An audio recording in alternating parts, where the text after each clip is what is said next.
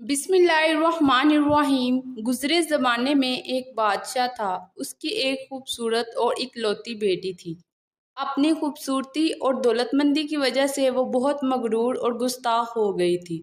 जब भी इस शहजादी के लिए कहीं से शादी का पैगाम आता तो वो इसे ठुकरा देती और इसका खूब मजाक उड़ाती। एक दिन बादशाह ने बड़ी दावत की और इसने शहजादों को बुलाया। इस दावत में शहजादी के लिए बहुत से शहजादों के रिश्ते आए। वो शहजादे अपने मर्तबों के हिसाब से कुर्सियों पर बैठ गए। शहजादी इस दावत में अपनी कनीज़ों के साथ बड़े ही मगरूर अंदाज में आई। शहजादी जिस शहजादे के पास से गुजरती उसको बहुत ही मगरूरी से देखती। एक शहजादे का कद बहुत छोटा था तो उसको देखकर शहजादी ने कहा, जरा छोटू मोटू को तो देखो, और हंस कर आगे चल पड़ी। एक नवाब बहुत गोरा था। शहजादी ने उसे देखकर उसे सफ़ेद चूहा कहा। एक अमीर का रंग सुर्ख था तो शहजादी ने उसको मुर्गे की कुल्ली कहकर पुकारा। इसी तरह वो हर उम्मीदवार को बेइज्जत करती रही। लेकिन वो एक शहजादे को देखकर बहुत ही हंसी, क्योंकि उसकी दाढ़ी थी। उसने मजाक उड़ाते हुए कहा, जरा इसे तो देखो, इसने अपने चेहरे पर कैसी झाड़ पूछ उगाई हुई है। जब शहजादी के वालिद बादशाह ने देखा कि इसकी बेटी ने मेहमानों के साथ कैसे बदतमीजी की है तो बादशाह को बहुत गुस्सा आया। बादशाह ने पूरे महल में ऐलान कर दिया कि अब मेरी बेटी किसी को पसंद करे या ना करे, मैं उसकी शादी किसी फ़कीर से कर दूंगा। इस ऐलान के बाद तमाम लोग वहां से चले गए। इसके कुछ ही देर बाद एक फ़कीर आया जो गलियों में घूमकर गाना गाया करता था। उसने शाही महल के नीचे खड़ी खिड़की के करीब होकर गाना गाया। बादशाह ने इस फ़कीर का गाना सुना तो बादशाह ने खादिम को हुक्म दिया कि इस फ़कीर को अंदर बुलाया जाए। वो फ़कीर महल के अंदर आ गया। इस फ़कीर ने बादशाह और शहजादी के सामने बहुत ही अच्छा गाना गाया और इसके लिए फ़कीर ने बादशाह से इनाम मांगा। तो बादशाह ने कहा कि तुमने बहुत अच्छा गाना गाया है। बादशाह ने कहा कि मैं तुम्हें बहुत अच्छा इनाम दूंगा, मैं अपनी बेटी की शादी तुमसे करूंगा। जब शहजादी ने यह सुना तो वो गुस्से से खोलने लगी। शहजादी बहुत ही रोई पीटी, मगर बादशाह ने इसकी एक ना सुनी। बादशाह ने इसे डांटते हुए कहा कि मैंने मेहमानों के सामने कसम खाई थी कि तुम्हारी शादी किसी फ़कीर से करूंगा। अब मैं वो कसम पूरी कर रहा हूँ। ये कहकर बादशाह ने एक काजी को बुलाया और मगरूर शहजादी की शादी फ़कीर से कर दी। शायद बादशाह अपनी बेटी का गुरूर तोड़ना चाहता था और फिर बादशाह ने हुक्म दिया कि तुम अपने शोहर के साथ चली जाओ। शहजादी रोती पीटती अपने शोहर फ़कीर के साथ चली गई। रास्ते में चलते चलते वो एक शिकारगाह से गुजरे। उस शिकारगाह को देखकर शहजादी हैरान हो गई। वो बहुत बड़ी शिकारगाह थी। शहजादी ने इस फकीर से पूछा कि ये शिकारगाह किसकी है। इस फकीर ने कहा कि मैंने सुना था कि तुमने एक दाढ़ी वाले का मजाक उड़ाया था, ये शिकारगाह उसकी है। अगर तुम इससे शादी कर लेती तो ये तुम्हारी मलकियत होती। शहजादी ने ठंडी आह भर के कहा कि मैंने ये क्या किया। इसके बाद वो खूबसूरत बागों में पहुंचे। उनको देखकर शहजादी ने पूछा कि ये किसके हैं। फकीर ने आहिस्ता से कहा कि ये बाग भी उसी दाढ़ी वाले के हैं। शहजादी ने अफसोस भरे लहजे में कहा कि मैं कितनी बदनसीब हूँ। इसके बाद वो एक अजीम आलीशान शहर में दाखिल हुए। इतना बड़ा और खूबसूरत शहर देखकर शहजादी हैरान रह गई। शहजादी ने पूछा, ये शहर किसका है। फकीर ने बताया कि ये शहर इसी दाढ़ी वाले बादशाह का है। अगर तुम उससे शादी कर लेती तो ये सब कुछ तुम्हारा होता। शहजादी ने पछताते हुए कहा कि मैंने बहुत बड़ी गलती कर दी। ऐ काश कि मैं इससे शादी कर लेती। फकीर शोहर ने नाराज होते हुए कहा कि मुझे इससे कोई मतलब नहीं, मगर अब तुम मेरे होते हुए दूसरे मर्द की बातें क्यों कर रही हो? क्या मुझ में कोई कमी है? इसके बाद वो दोनों चलते चलते एक छोटी सी झोंपड़ी के करीब आए। शहजादी ने झोंपड़ी देखते कहा कि ये बदनुमा झोंपड़ी किसकी है। फकीर ने कहा कि ये मेरा घर है और यही वो जगह है जहां हमें जिंदगी गुजारनी है। शहजादी ने कहा, तुम्हारे नौकर कहाँ हैं? फकीर ने कहा, हमें नौकरों से क्या काम, तुम हर काम कर सकती हो।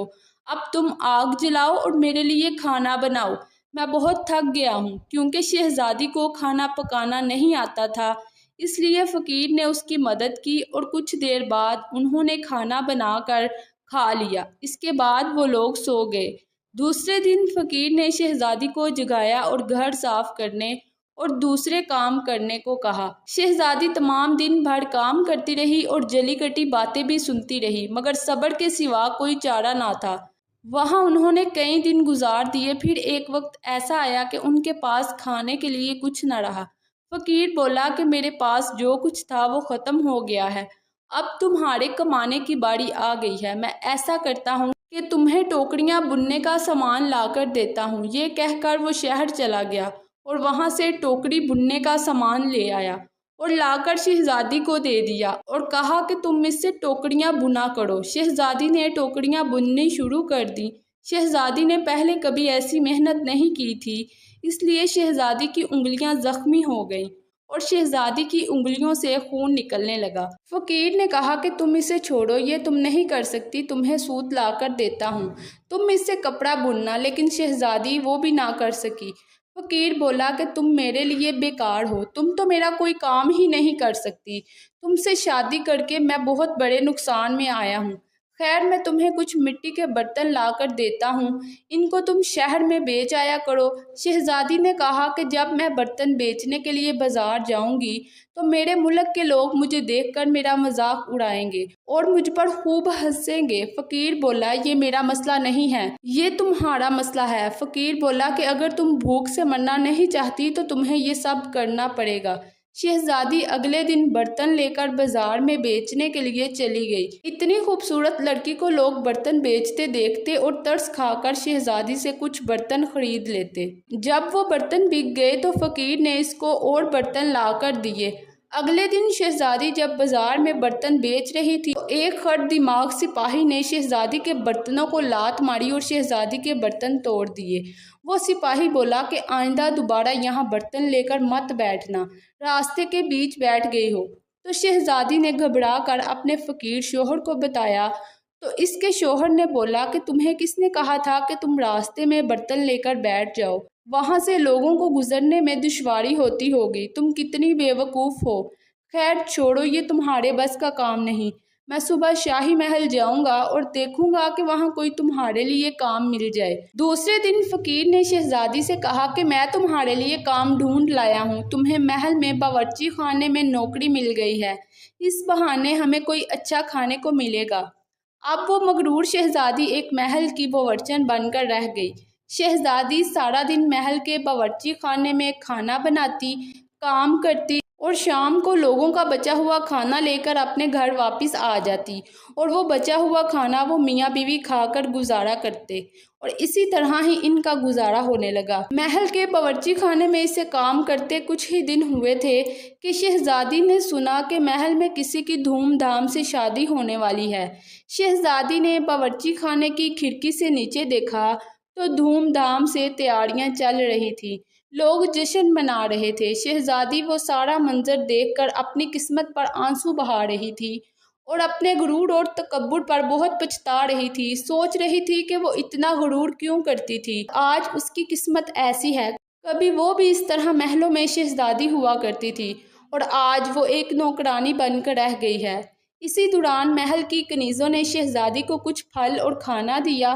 ان پھلوں اور کھانے کو شہزادی نے ٹوکری میں ڈالا اور اپنے گھر کی طرف روانہ ہونے لگی۔ جب وہ محل کے دروازے کے پاس آئی تو ایک شہزادے نے اس کا راستہ روک لیا۔ وہ شہزادہ بہت ہی خوبصورت اور شاندار لباس میں تھا۔ شہزادی نے جب اپنی نگاہیں اٹھائیں تو دیکھا کہ وہ وہی داڑھی والا شہزادہ تھا جس کا شہزادی نے مذاق اڑایا تھا۔ شہزادی اس بادشاہ کو دیکھ کر بہت ہی شرمندہ ہوئی اور خوف کے مارے اس کے ہاتھوں سے ٹوکری پھلوں والی نیچے گر گئی۔ شہزادی کا سارا کھانا بکھر کر رہ گیا۔ شہزادی کا یہ حال ہوا کہ کسی طرح زمین پھٹ جاتی اور وہ اس زمین میں دفن ہو جاتی۔ شہزادی نے اپنا ہاتھ چھڑوا کر وہاں سے بھاگنا چاہا تو شہزادے نے پھر آگے سے پکڑ لیا۔ شہزادہ کہنے لگا، کیا تم نے مجھے پہچانا نہیں؟ میں تو وہی ہوں جو تمہارے ساتھ جھونپڑی میں رہتا ہوں اور میں وہی سپاہی ہوں جس نے تمہارے برتن توڑے تھے۔ میں تو تمہیں پسند کرتا تھا اور تم سے شادی کرنا چاہتا تھا، اس لیے ہی میں نے یہ سب کیا اور اب تمہارے غرور کا علاج ہو چکا ہے۔ یہ سن کر شہزادی کی تو جیسے جان میں جان آ گئی ہو۔ شہزادے نے کنیزوں کو حکم دیا اور کہا کہ میری رانی کو دلہن بنا کر لے آؤ۔ اس کے بعد شہزادی دلہن بن کر آئی۔ شہزادی نے دیکھا کہ اس کا والد بادشاہ بھی تشریف لا چکا ہے۔ شہزادی کے والد نے کہا کہ بیٹا، میں تمہارا غرور توڑنا چاہتا تھا، اس لیے ہی میں نے اس شہزادے کے ساتھ مل کر یہ سب کیا ہے۔ شہزادی اپنی حرکتوں سے بہت ہی شرمندہ تھی۔ اس کے بعد شہزادی اور شہزادے کی دوبارہ شادی ہوئی اور اب شہزادی وہ پرانی شہزادی نہیں رہی تھی۔ شہزادی کا غرور ختم ہو چکا تھا۔ اس کو زندگی گزارنے کا ڈھنگ آ چکا تھا۔ ناظرین، اس طرح کی ویڈیوز اور سبق آموز واقعہ اور اسلامک معلومات دیکھنے کے لیے ہمارے چینل کو سبسکرائب کر لیں اور اس ویڈیو کو آگے شیئر بھی کر دیں۔ شکریہ۔